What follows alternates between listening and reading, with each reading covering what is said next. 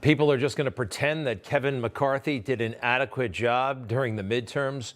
No, obviously he didn't. And obviously there are some big issues here. Sorry, but I don't think he has the intellectual furniture. I don't think he has the depth of knowledge. I don't think he has the drive, the organizational skill to be the guy who's in charge of, well, at this point, the entire Congress. No, sorry. You saw the results. We saw the results. He was in charge of doing a much, much, much better job. And, well, I think some heads have got to roll. And I don't think he should be rewarded for a pretty mediocre job. Then again, he's a pretty mediocre guy. He is a big smile, great handshake, twinkle in his eye. You know, I would definitely buy a car from him, but I don't know. I don't know if he should be entrusted with our legislative branch. Do you? Let's take a look at his career. It's, well, what you might expect. Yep, career politician. He's been in this game since the age of 22. And, well, he's on the cusp of something really, really big. Hey, these guys, an ordinary guy like Kevin, I mean, he's a nice person, but only in politics could a guy like Kevin get this treatment of, well, a very important person. Now, really, what is his skill? What is he really good at?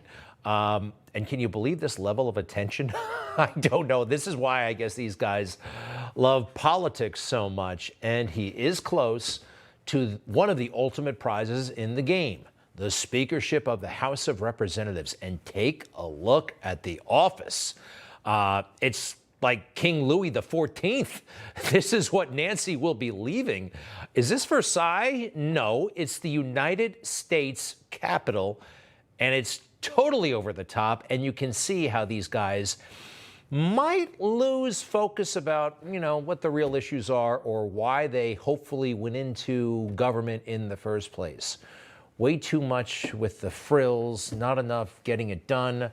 Donald Trump the other day talked about term limits and lobbying bans. More on that in a bit, but I think that could do a lot for the good of this country. But back to Kevin. You know, Kevin got very, very nervous right away. January 6th, right after January 6th, you know what he said? He said President Trump should resign. He was leaving office on January 20th. He wanted him to resign with only days to go. Now, this is one personal fear I have. I do not want to get into any conversations about Pence party, anything like that. I mean, the only discussion I would have with him is that I think this will pass, and it would be my recommendation we should resign. I mean, that would be my take, but I don't think he would take it, but I don't know. What?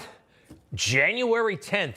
He's leaving the presidency January 20th. He's already at this point acknowledged there will be a transition, and he wants him to resign. This man is too nervous for the big leagues, in my opinion, and he's definitely a creature of the swamp. I mean, he talks like the swamp. He follows their January 6th narrative. Here he is on January 13th. Who wrote this speech for him? Nancy Pelosi? Last week's violent attack on the Capitol was undemocratic, un-American, and criminal. The president bears responsibility for Wednesday's attack on Congress by mob rioters. He should have immediately denounced the mob when he saw what was unfolding. These facts require immediate action by President Trump.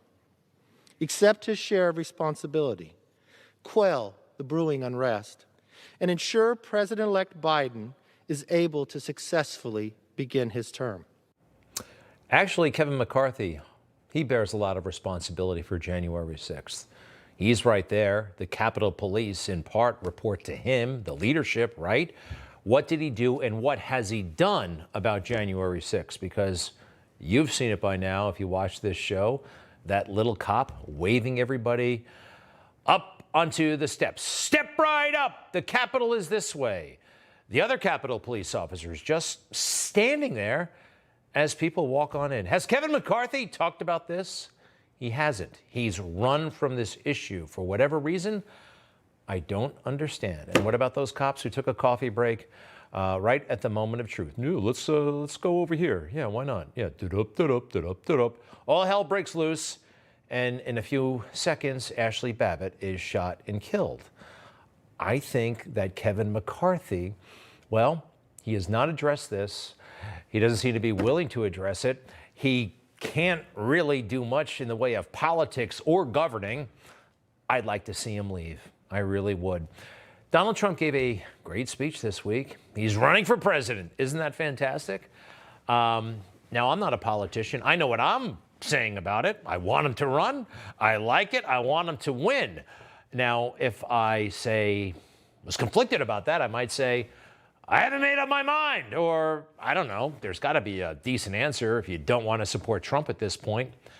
Listen to how Kevin handles it when he's asked. Are you prepared to endorse President Trump? Why? No, What are talking you about? prepared to endorse him? Do you endorse him? You guys are crazy. You got to do better than that. I mean, I've never been in Congress, but I think I could do better than that. My friend J.R. Majewski, a Republican of Ohio, he put down his entire life to run for Congress. And a fake news story was put out about his military service. They lied about him. It made Kevin nervous, apparently, and he didn't give any money to the campaign. He pulled all back. He pulled it all back and left this man hanging in the lurch. Majewski had something to say about that in a special op-ed. I am a Republican who lost on Tuesday. It wasn't Trump's fault. It was the cowards in D.C. Mick leadership, D.C.'s Mick leadership, and that's about McCarthy.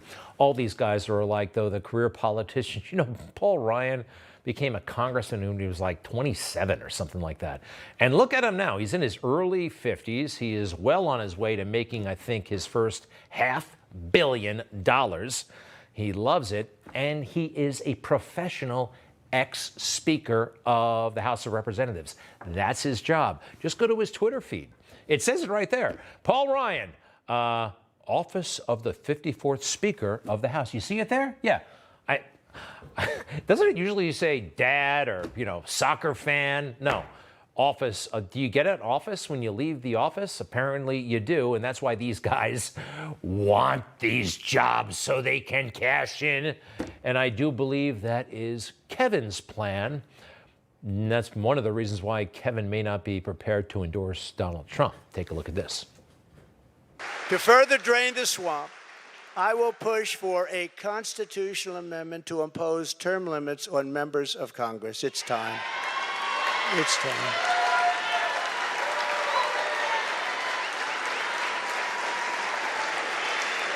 And I will ask for a permanent ban on taxpayer funding of campaigns, a lifetime ban on lobbying by former members of Congress and cabinet members.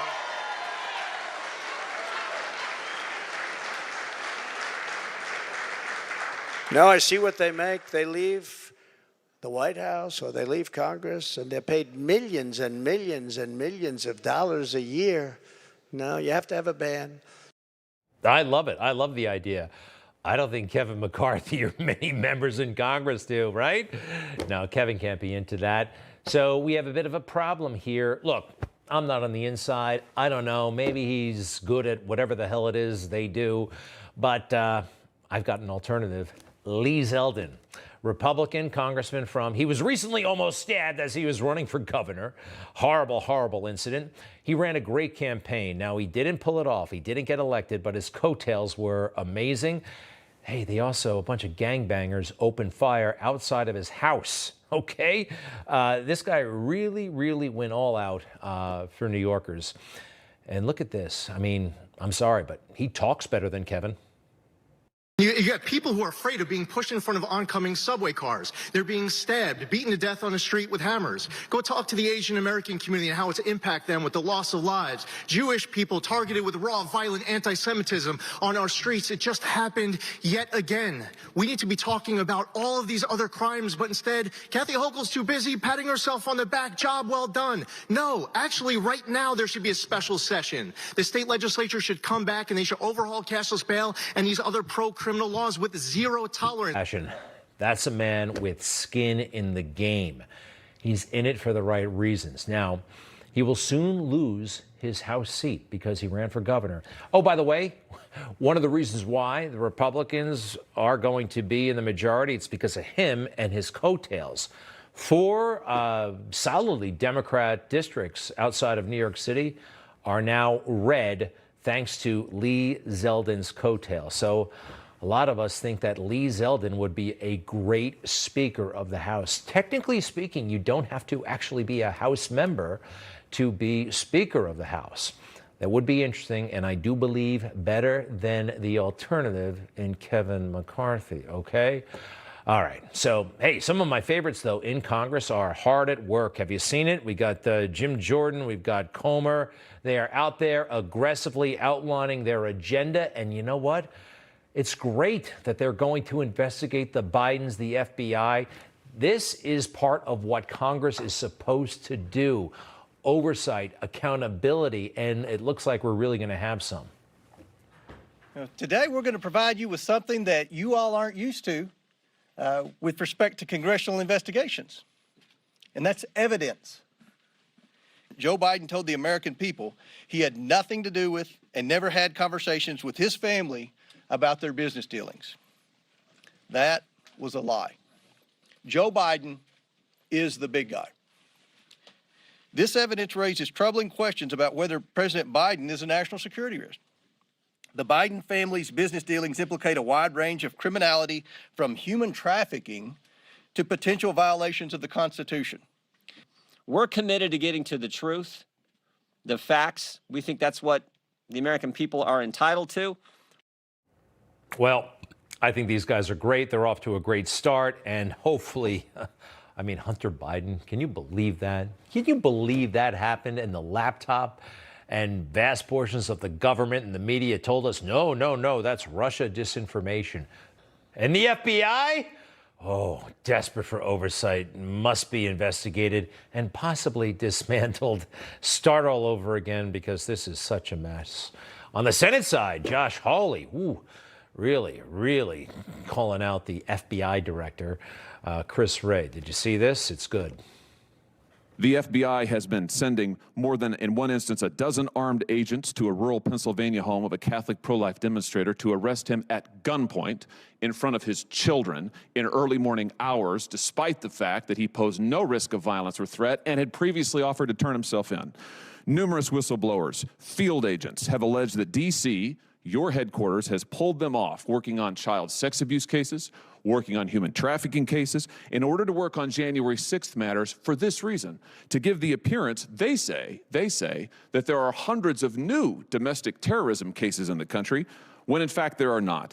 Whistleblowers, field agents have also said that D.C. has ordered the use of SWAT teams on nonviolent suspects who may have attended a January 6th rally, and they have been ordered to conduct surveillance and knock on doors of people who were not even in D.C. on January 6th. And again, all of this, according to the whistleblowers, these are your agents, all of this in order to make it look as if there's a mass surge in domestic terrorism all across the country, when in fact the stats are being padded by political directive in your office. They also say, these whistleblowers, the D.C. leadership deliberately suppressed investigations into Hunter Biden, contrary to FBI procedure, and have also retaliated against FBI agents and whistleblowers who have contacted Congress, which, by the way, they are protected by statute to do so. This is what's happening at your FBI while you are evading oversight hearings. Mr. Director, do you think you're still up to this job? I absolutely think I'm still up to this job, and I think our workforce feels the same way. Well, I don't. And frankly, I think you should have been gone a long time ago. And given your behavior recently, I think it only makes it more clear. Are there any travel plans today that we should be aware of that you have? We're supposed to have a second round. Will you be here for that? Yes. Ooh, that was good. That was so good. The last part, by the way, you know what he's getting at? Over the summer, Christopher Wray deceived Congress, said he had to catch a flight. The heavy implication was that he had to, FBI business somewhere. He had to go somewhere important on FBI business. You know where he's going? You know where he's in a rush, blowing off Congress? He's going on vacation. and he took an FBI plane to go on vacation. But some of the stuff that Senator Hawley was actually talking about, it reminds me of the Paul Pelosi case. Yes, Paul Pelosi. We don't know the whole story here with Paul Pelosi. Believe me, we don't. But when I looked at the federal affidavit, something leaped out at me. It was written by an FBI agent. And take a look at this. The FBI agent had only been on the job for a couple of years, and she specializes in domestic terrorism. Well, we just don't have all that much in the way of domestic terrorism, actually, if you rule out Antifa and the BLM riots. So this was code. I picked it up right away for January 6th investigations. Yeah, that's their view of domestic terrorism.